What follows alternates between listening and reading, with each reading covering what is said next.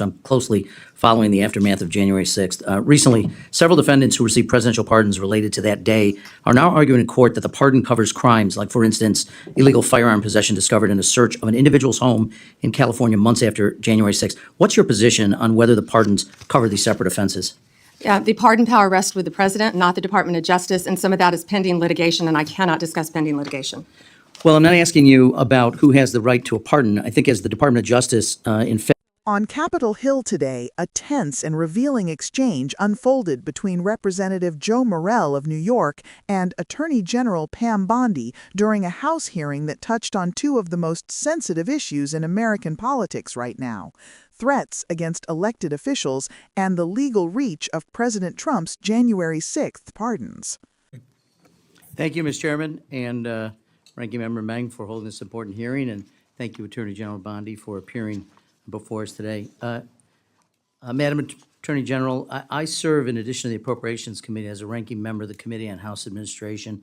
I sent you a letter last week, along with my Republican counterpart, Chairman Brian Stile, requesting an increase in federal prosecutory resources to address threats against members of Congress, particularly in light of what happened last week in Minnesota, that tragedy.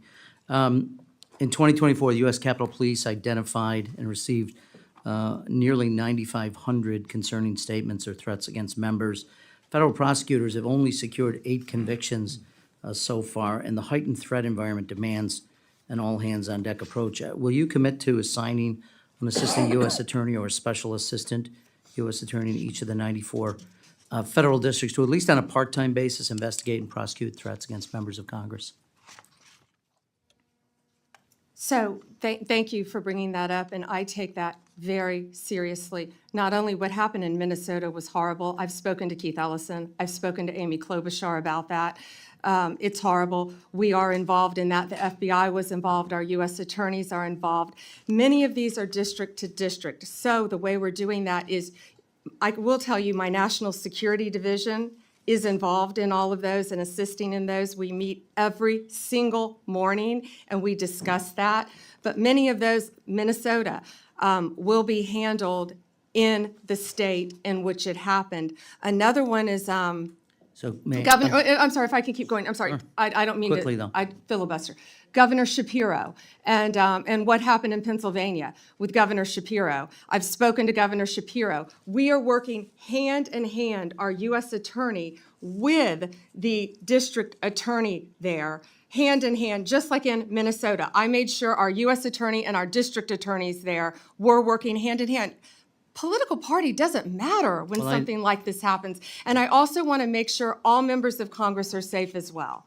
Okay, and I would reiterate, Chairman Stile and I think Chairman Stile and I agree that at least a part-time in each of the 94 districts would be appropriate. Let me change topics for just a moment. I'm really quick on that. Yes, we're doing that through our National Security Division, so I think that's already in the works, and I would be glad to meet with you in a secure facility to talk about that. Very good, thank you. Continuing, in addition to my role here, the committee that I serve on as an authorizer oversees Capitol security as well as federal elections, so I'm closely following the aftermath of January 6th. Recently, several defendants who received presidential pardons related to that day are now arguing in court that the pardon covers crimes like, for instance, illegal firearm possession discovered in a search of an individual's home in California months after January 6th. What's your position on whether the pardons cover these separate offenses? Yeah, the pardon power rests with the president, not the Department of Justice, and some of that is pending litigation, and I cannot discuss pending litigation. Well, I'm not asking you about who has the right to a pardon. I think as the Department of Justice in February wrote, the pardon is an act of grace which removes the punishment from a crime a person has committed. It further said, in its effect, the granting of a pardon is in no sense the overturning of a judgment of conviction. It is an executive action that mitigates or sets aside punishment. So as the chief law enforcement officer, what's your opinion, not the president's power of whether he can offer a pardon? That's pretty clear in the Constitution. But for crimes committed unrelated to January 6th, would you suggest that the pardons would cover activities or crimes potentially committed outside of that by the same person? Well, I don't know if you're referring to Joe Biden pardoning his son after he said he would not pardon Hunter Biden, or the No, I actually commutation referred of to all January the 6th. I'm sorry. all the sentences that Well, the people that were on death row. I've met with those families. No, and I- all of those sentences were commuted. I'm not going to comment on pardons on either side of the aisle. So, well, I'm not asking about either side. I'm asking, you're the chief law enforcement officer in the United States. You have a responsibility directly, you sworn oath to the Constitution, not the president. Want to know what your views are on the extent to which pardons cover potential crimes committed by individuals who've been pardoned but unrelated to January 6th. Do you mean the ones that were done by the auto pen? I'm not going to discuss right. anything that Mr. could Chairman, be or not be I pending litigation. respectfully, you know, Ms. DeLauro accused you of filibustering. I think that's the height of filibustering. This is a serious, serious topic. And for you to suggest that you don't have an opinion or to divert to other things that had nothing to do with January 6 pardons, I think is frankly demeaning to your responsibilities and your job. With that, I'll yield back. Representative Morelle, a Democrat who serves both on the Appropriations Committee and as the ranking member of the Committee on House Administration, opened with a sober warning. The threat environment facing members of Congress has intensified dramatically.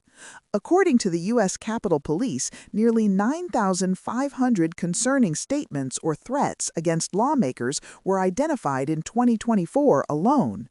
Yet, despite that volume, federal prosecutors have secured only 8 convictions so far. That gap, Morelle argued, is not just a statistic, it is a warning sign. He pointed to recent acts of political violence, including a deadly incident in Minnesota, as evidence that the system is under strain.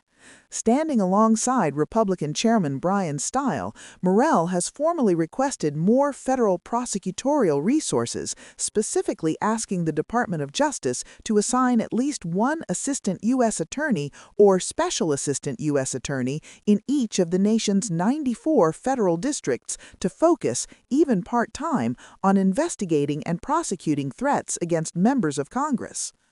Attorney General Bondi responded by emphasizing coordination rather than making a new public commitment.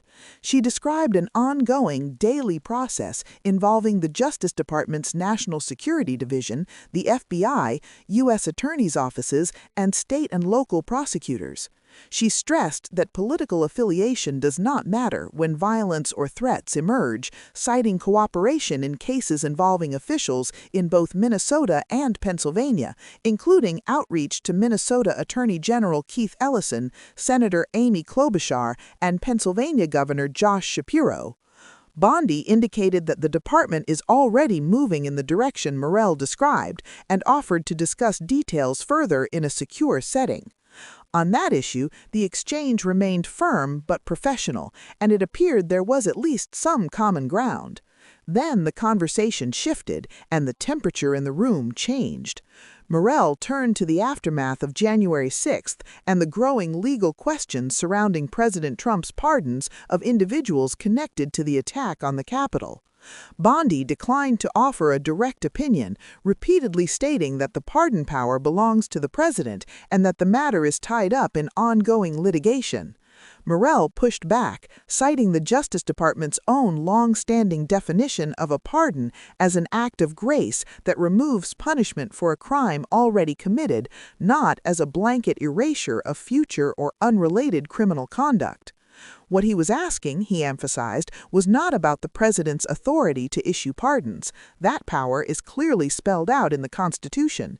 He was asking, as the nation's chief law enforcement officer, what Bondi believed the legal limits of those pardons were when it came to crimes unrelated to January 6th.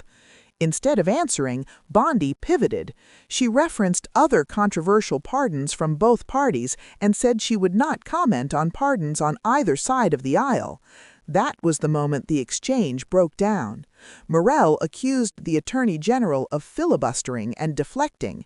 He reminded her that her oath is to the Constitution, not to any president, and argued that refusing to articulate even a general legal view on the scope of pardons was a failure of responsibility.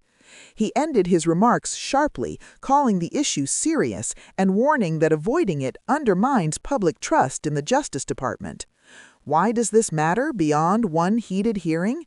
Because the question at the center of this exchange could shape how future presidents use the pardon power. If pardons are interpreted broadly enough to shield unrelated criminal conduct, they risk becoming something closer to immunity than mercy. On the other hand, if courts narrowly construe them, that power remains limited to its traditional role, forgiving past offenses without granting a free pass for new ones. This is not just about January 6th. It is about whether the justice system applies evenly or whether political connections can stretch constitutional tools beyond their intended limits. We will continue following how the courts resolve these arguments and whether the Justice Department eventually takes a clearer public stance. If you want clear, grounded explanations of complex political moments like this, make sure you subscribe and stay with us. We will be right back with more.